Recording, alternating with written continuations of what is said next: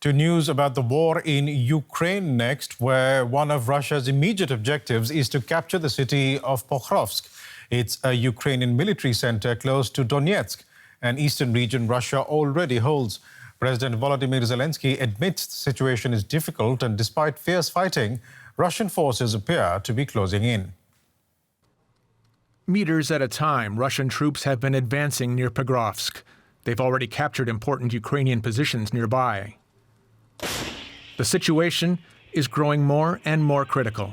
They're getting closer, but there are very strong defense lines around Pokrovsk that have been built for a long time. So it can defend the city even against a much superior force. It's the last defensive belt. And while the Ukraine military's tough line of defense directly around Pokrovsk has been in place since 2014, the next lines are not nearly as strong. So if they can break through at Pokrovsk, the Russians will likely find it easier to advance further. The terrain to the west of Pokrovsk till the Dnieper is pretty much very flat, open terrain, and there are not much defense positions.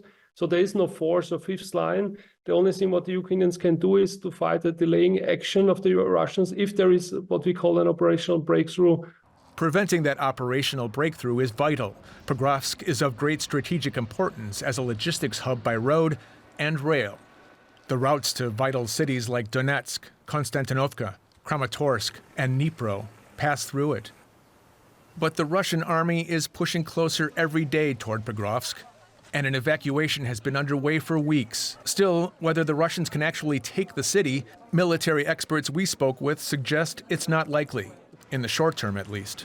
They start to reach the hard defensive lines, they actually might be happy to just shoot the city to ruins with artillery, shoot at the rail lines, shoot at the road lines, because that degrades the usability of Pokrovsk as a logistical hub.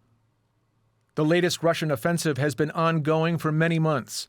Now the Russian army is seizing perhaps several hundred meters of Ukrainian territory a day in the move toward Pokrovsk. Whether the Ukrainian military can put a stop to the advance is a matter to be decided in coming days. And DW's Nick Connolly joins me for more from Kyiv. Nick, what is the latest you can tell us about the fight for Pokrovsk?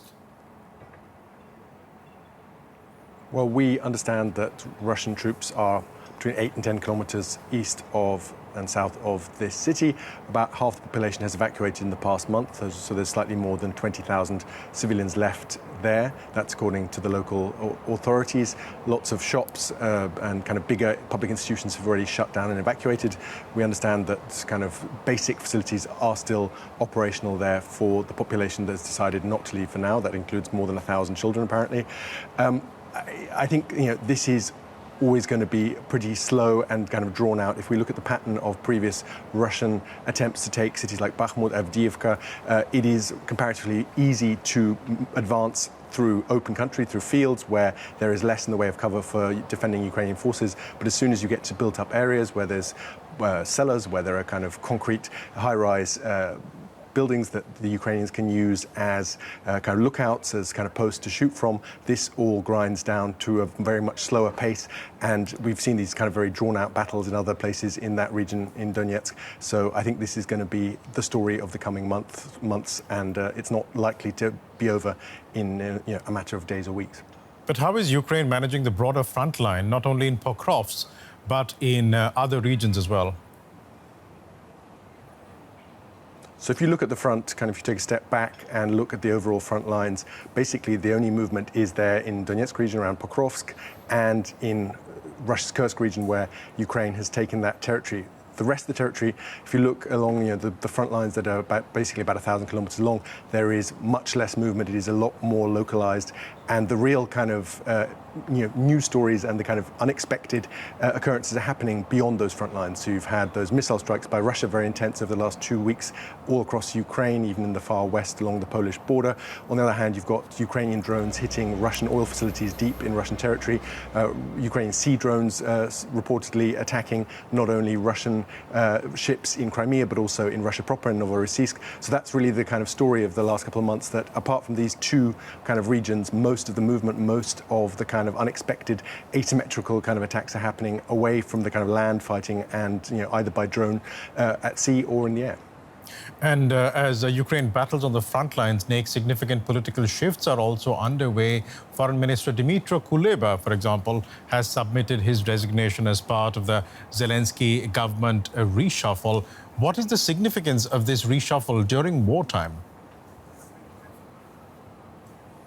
I don't think this is about policy differences. I think this is more about personalities and about fresh faces. We're not having an election here, and most Ukrainians don't want an election during wartime.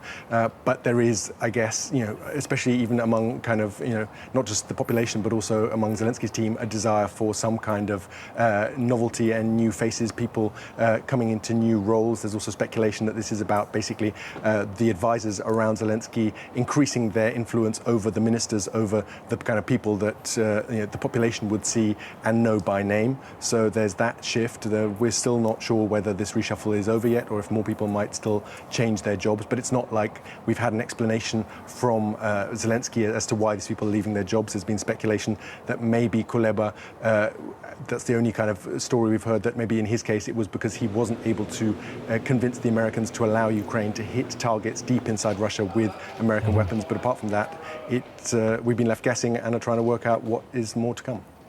DW correspondent Nick Connolly in Ukraine. Thanks very much for that update.